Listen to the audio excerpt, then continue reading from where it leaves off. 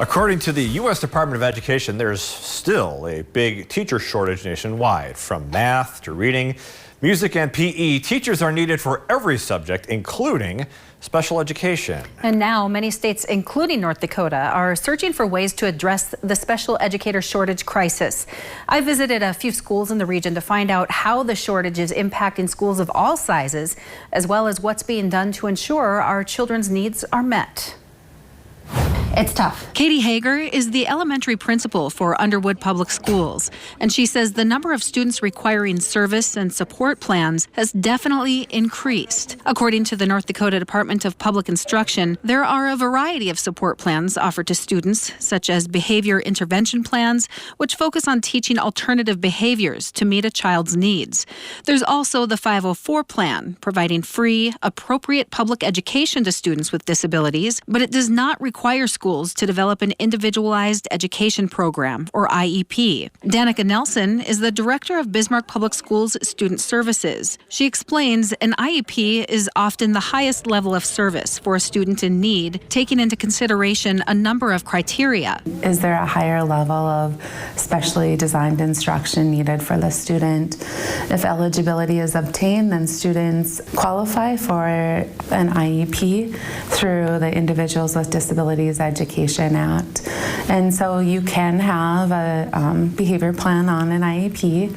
You also can have a behavior plan on a 504, but you usually have a behavior plan before you start the evaluation process for either of those. Hager says students' needs in Underwood have also changed over the past 5 years. It's not just behavior, it's not just academic needs. There's a lot of mental health components that play into that also. And the same can be said for students in larger school districts, such as Bismarck. We also have seen more intensive behavioral support plans needed, or behavioral supports. So what exactly are staff seeing in the classroom? We're seeing that self-regulation concern increasing, and how does that impact the regular education classroom, and how do we provide small groups or different structured settings in order to help those students focus and maintain the appropriate level so that they can learn, because they're great, they're smart kids, they just need a different environment sometimes in order to show us what they know. This challenge is amplified in small rural communities like Underwood.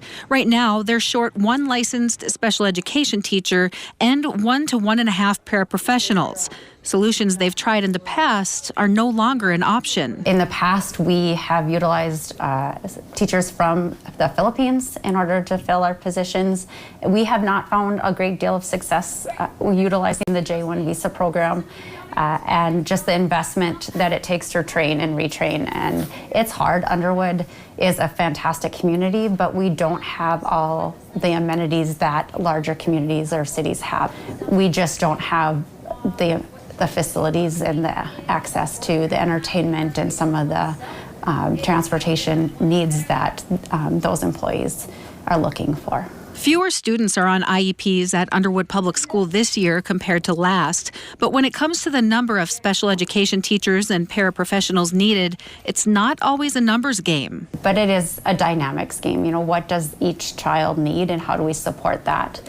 Someone that needs modifications on a test or to have material read has a whole different need level than a student that is physically disabled or needs a one-on-one para in order to be successful in the classroom. As students' needs continue to evolve, so too do the challenges facing schools across the state. We'll continue to explore those challenges as well as solutions being implemented to ensure students' needs are being met.